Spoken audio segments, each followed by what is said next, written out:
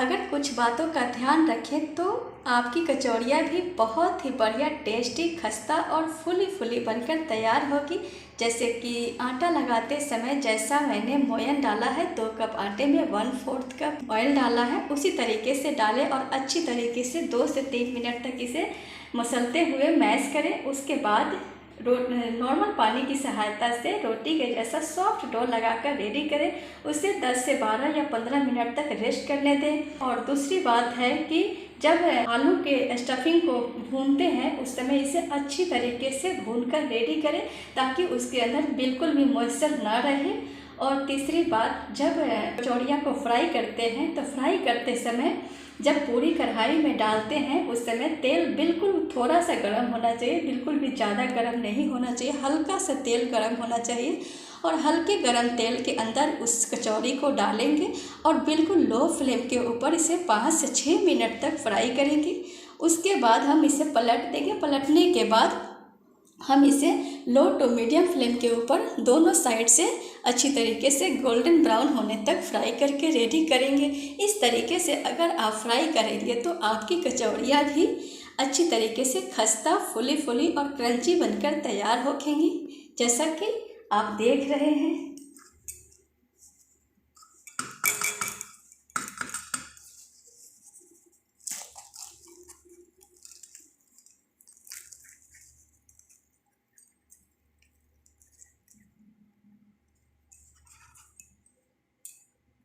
तो चलिए हम इसे बनाना शुरू करते हैं।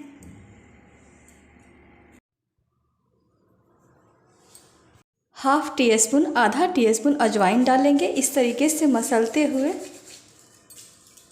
स्वाद के हिसाब से नमक डालेंगे। जिस कप से मैंने आटा लिया था उसी कप से मैं लूँगी 1/4 कप ऑयल। इसे अच्छी तरीके से हम मिक्स करेंगे। आप ऑयल की जगह पे घी का भी इस्तेमाल कर सकते हैं, उससे इसका टेस्ट और भी बढ़िया बनकर आता है। इस तरीके से दोनों हाथों की सहायता से इसे अच्छी तरीके से मसलते हुए खस्ता करना है, रेडी करना है इसे।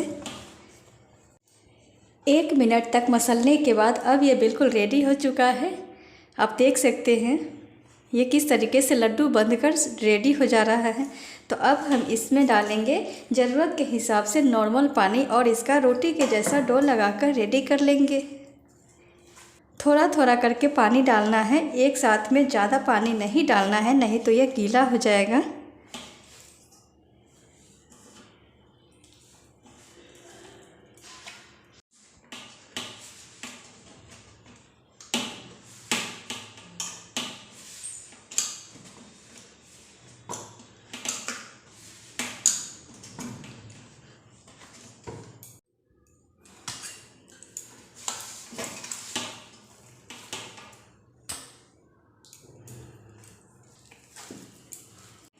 मैंने इस रेसिपी को आटे के साथ बनाया है। आप चाहें तो केवल मैदा के साथ बना सकते हैं या फिर आधा मैदा और आधा आटा का भी इस्तेमाल कर सकते हैं।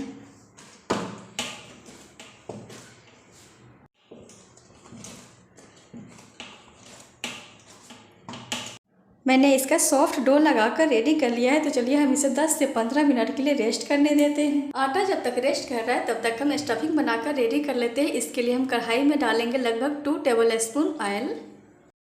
ऑयल जब हल्का सा गर्म हो जाए तब हम डालेंगे अदरक।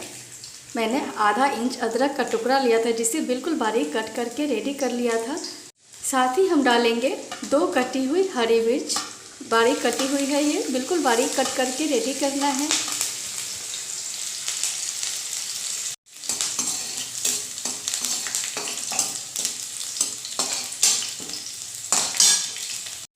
मीडियम फ्लेम के ऊपर आधा मिनट फ्राई करने के बाद डालेंगे 1 टेबल स्पून धनिया पाउडर और गैस के फ्लेम को बिल्कुल लो कर देंगे। साथ ही डालेंगे हम हाफ टी स्पून हल्दी पाउडर, हाफ टी स्पून जीरा पाउडर, हाफ टी स्पून सौंफ का पाउडर। इसे अच्छी तरीके से हम मिक्स कर लेंगे। मिक्स करने के बाद डालेंगे उबला हुआ आलू, जो मैंने आधे किलो आलू को अच्छी तरीके से उबाल लिया हुआ है। तो चलिए हम इसे इस तरीके से मैश करते हुए डाल देते हैं। गैस का फ्लेम बिल्कुल लो होना चाहिए ताकि मसाला जले नहीं।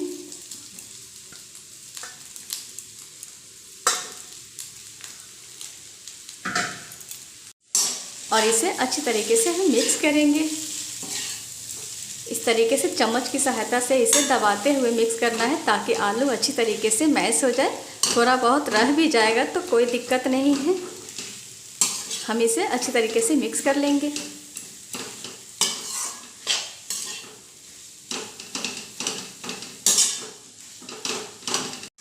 आलू को अच्छी तरीके से मिक्स करने के बाद गैस के फ्लेम को मीडियम कर देंगे और इसे मीडियम फ्लेम के ऊपर अच्छी तरीके से हम भून कर रेडी करेंगे ताकि आलू के अंदर जो भी मॉइस्चर हो वो दूर हो जाए, ख़त्म हो जाए और कचौड़ी अच्छी तरीके से बनकर तैयार हो, वो लंबे समय तक क्रंची बनी रहे। इसके लिए हम इसे अच्छी तरीके से भून कर रेडी कर लेंगे। 2 मिनट तक मीडियम फ्लेम के ऊपर भूनने के बाद डाल देंगे इसमें 1 टीस्पून गरम मसाला, 1 टीस्पून आमचूर पाउडर, स्वाद के हिसाब से नमक डालेंगे, half teaspoon red chilli powder डालेंगे। आप अपने टेस्ट के हिसाब से नमक और मिर्च का इस्तेमाल करें।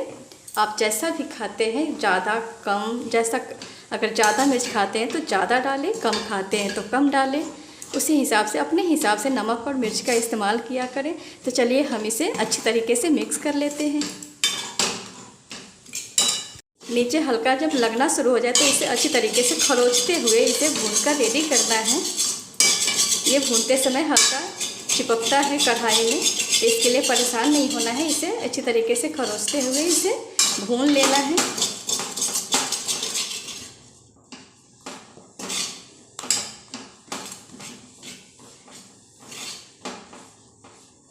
आप देख सकते हैं आलू कितनी अच्छी तरीके से मैश हो गया है।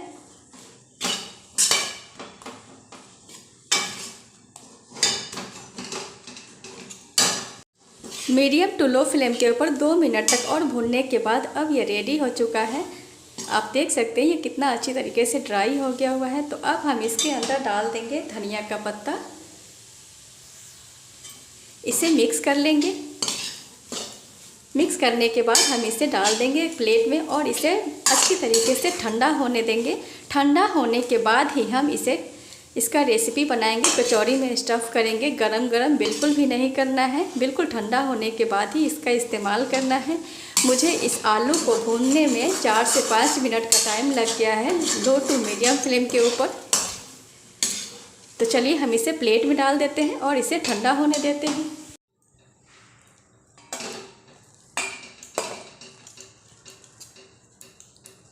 इस तरीके से इसे फैला देंगे ताकि ये जल्दी से फटाफट ठंडा हो जाए।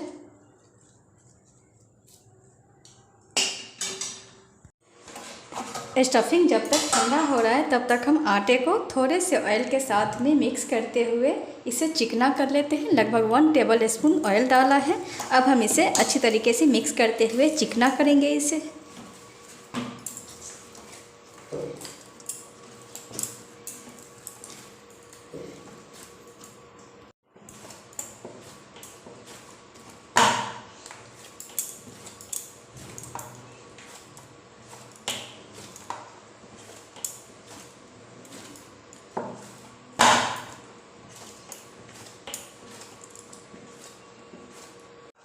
एक मिनट तक इसे इसी तरीके से मसलते हुए इसे चिकना कर लिया है।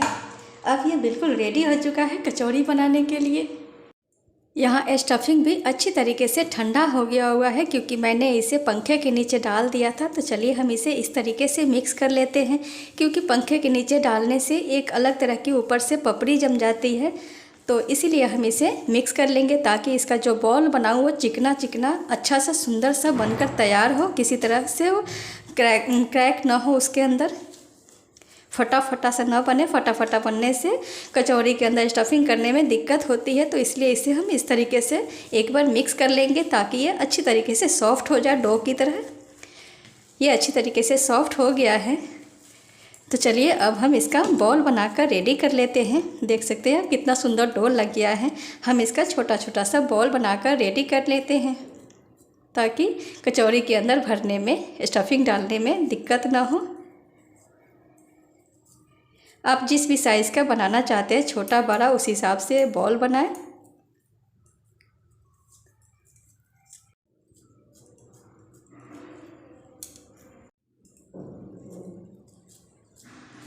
सारे बॉल को बनाकर रेडी कर लिया है। तो चलिए अब हम आटे का भी बॉल तोड़कर रेडी कर लेते हैं। आटे को 2 टुकड़ों में भी तोड़ लेंगे इसे। आलू के बॉल से थोड़ा सा बड़ा आटे का बॉल होना चाहिए।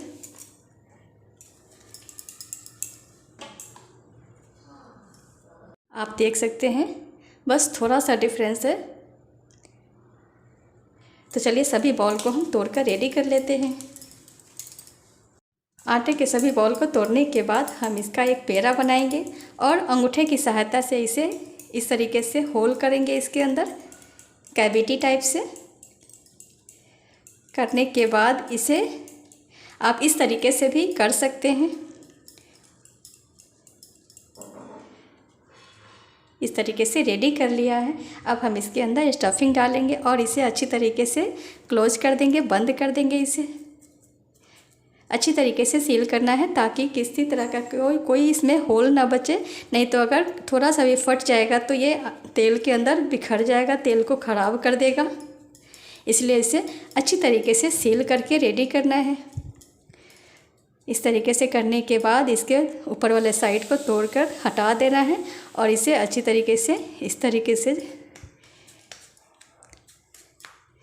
आप देख सकते हैं। इसे बेलन से बेलने की ज़रूरत नहीं है, हाथ से ही इसे बेलकर तैयार कर सकते हैं। ये बिल्कुल रेडी हो चुका है। तो चलिए हम इसी तरीके से सभी को बनाकर रेडी कर लेते हैं।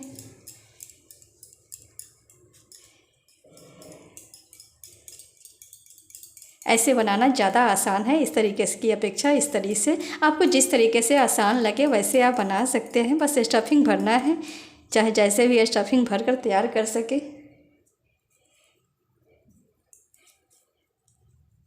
कोई भी काम अपने सहूलियत के हिसाब से करना चाहिए। जिस काम को आप अच्छे तरीके से कर सके वही काम करना चाहिए, उस तरीके से ही करना चाहिए।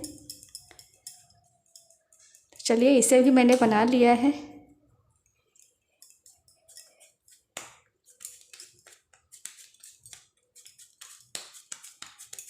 एक जैसा इक्वली होना चाहिए, कहीं से मोटा कहीं से पतला नहीं होना चाहिए। आप देख लीजिएगा। मैंने कुछ कचौड़ी बनाकर रेडी कर लिया है। यहाँ तेल भी हल्का गर्म हो चुका है। बहुत ज़्यादा तेल को गर्म नहीं करना है, हल्के तेल में ही इसे डालना है। तो चलिए हम इसे फ्राई कर लेते हैं। जब तक कचौड़ी धीमे धीमे आंच पर सिक रहा है तब तक हम बाकी के बचे हुए आटे को के अंदर भी स्टफिंग भर के रेडी कर लेते हैं। मैंने सभी कचौड़ी को स्टफ़ करके रेडी कर लिया है। यहाँ कढ़ाई में कचौड़ी को कुक होते हुए बिल्कुल लो फ्लेम के ऊपर 5 से 6 मिनट हो चुका है। तो चलिए हम इसे पलट देते हैं।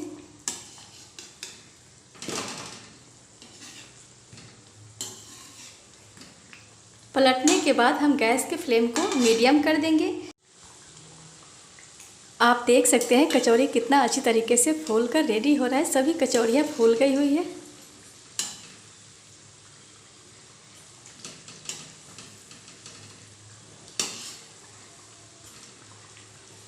बहुत अच्छी तरीके से फूल कर रेडी हो रही है।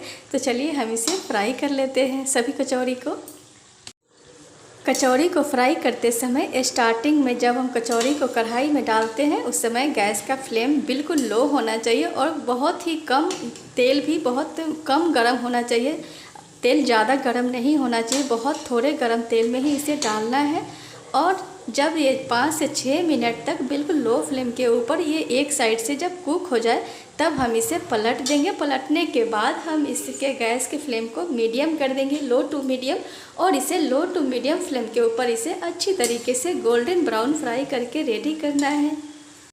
एक कचौड़ी जो है हल्का सा ये फूट गया था, ये इसलिए ज़्यादा फूल कर तैयार नहीं हुआ। ये भी फूल गया है लेकिन ज़्यादा नहीं फूला है। बाकी के तीनों जो है बहुत अच्छी तरीके से फूल कर रेडी हुआ है। आप देख सकते हैं बहुत अच्छी तरीके से फूला हुआ है।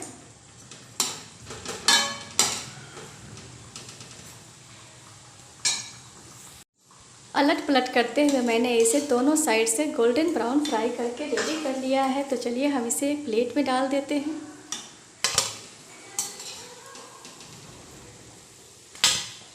आप देख सकते हैं कितनी बढ़िया कचौड़ियाँ बनकर तैयार हुई हैं। तो चलिए इसी तरीके से हम बाकी के बचे हुए कचौड़ी को भी फ्राई कर लेते हैं।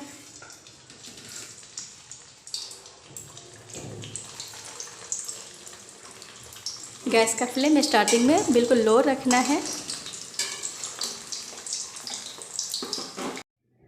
सभी कचौरी को फ्राई करने के बाद मैंने इसे आंवले की चटनी के साथ में सर्व कर दिया है। आप इसे दही, अचार, चटनी किसी के भी साथ सर्व करें, ये खाने में बहुत ही ज़्यादा टेस्टी होता है। तो प्लीज़ इसे एक बार बना के ज़रूर ट्राई करें और मुझे बताएं कि आपको ये रेसिपी कैसी लगी। अगर आपको मेरी ये रेसिपी अच्छी लगे तो प्लीज़ आप मेरे इस रेसिपी को एक लाइक करें, मेरे इस चैनल को सब्सक्राइब करें तथा बेल आइकन को भी प्रेस करें, ताकि मेरी हर आने वाली एक नई और हेल्दी रेसिपी आप तक पहुंच सके। Thank you for watching.